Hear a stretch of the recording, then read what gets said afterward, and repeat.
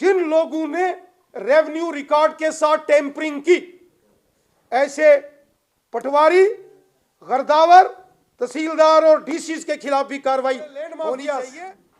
ने गोरख धंधे किए, उनके खिलाफ कार्रवाई होना चाहिए। और साथ ही साथ चाहे बड़े पॉलिटिकल स्टालवर्ट्स, अगर कहीं उन्होंने जमीन जो सरकारी बाबू लोग हैं, पुलिस के अधिकारी हैं, उन्होंने घेरी है। लेफ्टिनेंट गवर्नर साहब ने कहा है किसी गरीब आदमी को, जरूरतमंद आदमी से कोई छेड़खानी इस एंटी एनक्रोचमेंट ड्राइव में नहीं की जाएगी।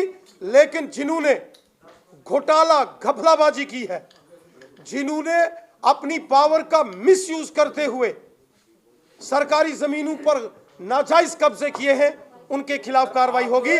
आम गरीब मजदूर किसान के खिलाफ कोई कार्रवाई नहीं होगी। माननीय लेफ्टिनेंट गवर्नर साहब, पैरामीटर तय किए जाए। पैरास बहुत जल्दी हमने भी कहा है पॉलिसी, हम यकीनन गरीबों की पेंशन का मामला उठाएंगे उनके सामने। जो देखिए, यहां तक बात है, ये जो इस वक्त ये जो जमीनों जो गैर कानूनी तरीके से अगर किसी के पास है, एक एंटी एनक्रोचमेंट ड्राइव चल रही है, हमने माननीय लेफ्टिनेंट गवर्नर साहब से रिक्वेस्ट की है। साहब, आप इस एंटी एनक्रोचमेंट ड्राइव का समर्थन कर?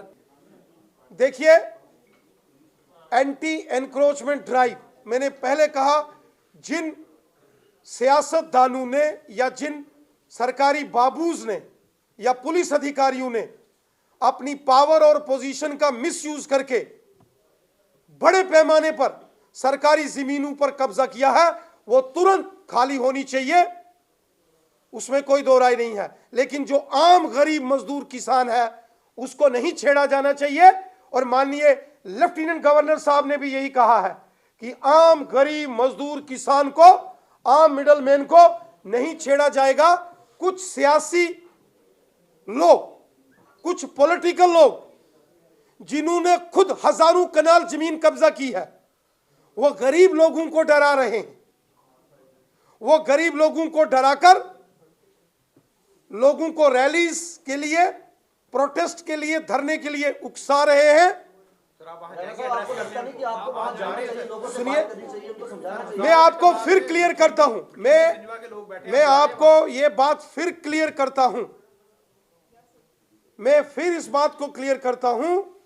माननीय लेफ्टिनेंट गवर्नर साहब ने खुद इस बात को कहा है कि किसी गरीब आदमी के साथ कोई तहसीलदार, पटवारी, गर्दावर छेड़खानी नहीं करेगा, उसको कोई नोटिस नहीं जाएगा।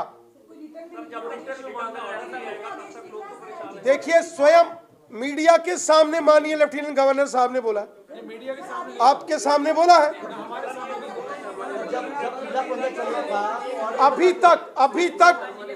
अभी तक किसी भी गरीब मजदूर किसान को नोटिस नहीं आया। अगर कहीं आया है तो आप हमारे संज्ञान में लाओ और हम माननीय लेफ्टिनेंट गवर्नर साहब से बात करें।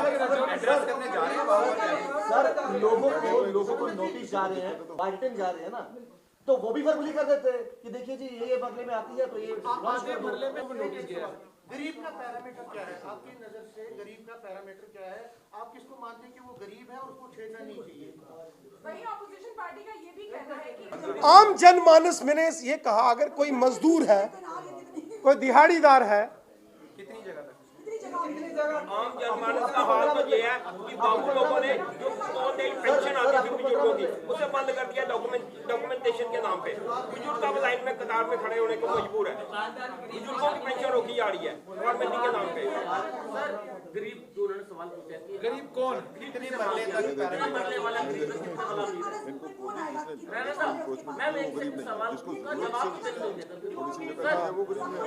देखिए, गरीब कितने मरले वाले, कितनी जमीन है। और एलजी साहब ने आपको बताया होगा उनके नजर में गरीब कौन है, उनके कोई पैरामीटर? जिसके पास स्वतः अपने पूर्वजों की थोड़ी जमीन है, वो इस एम्बिट में नहीं आना चाहिए। लेकिन जिसने लालच के चक्कर में कब्जा किया है, वो तो हटना चाहिए। राणा साहब, एक आपके सवाल है। 15 मरले तक सेन ने ओपनली कह दिया कि जो भी ऑफिसर इस एंटी एनक्रोचमेंट ड्राइव में शामिल हैं, हम उनको देख लेंगे आने वाले टाइम में जब हमारा समय आएगा। देखिए, ये तो ऑनरेबल हाई कोर्ट का डिसीजन है। देखिए, ये कोई भारतीय जनता पार्टी ने या कोई लेफ्टिनेंट गवर्नर साहब ने कोई ऑर्डर तो निकाला नहीं। ये तो ऑनरेबल हाई कोर्ट की सिंगल बेंच का फैसला आया, उसके बाद डबल बेंच का फैसला, उसके बाद लोग सुप्रीम कोर्ट चले गए तो माननीय सुप्रीम कोर्ट का निर्णय आ गया।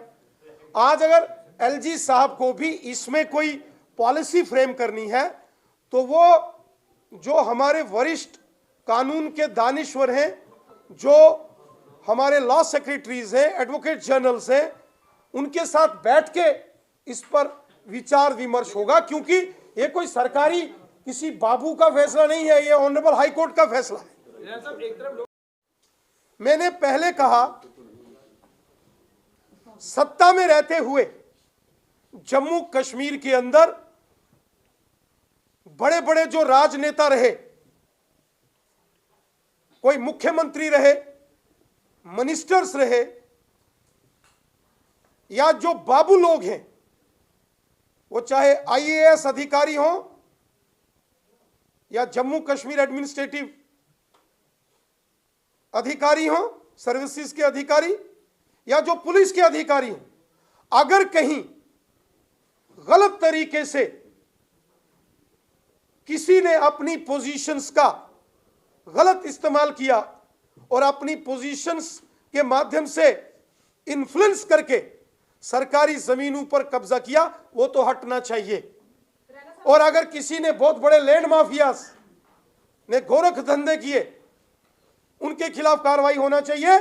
और साथ ही साथ हमारा यह भी कहना है, ये जो गोरख धंधे हुए, चाहे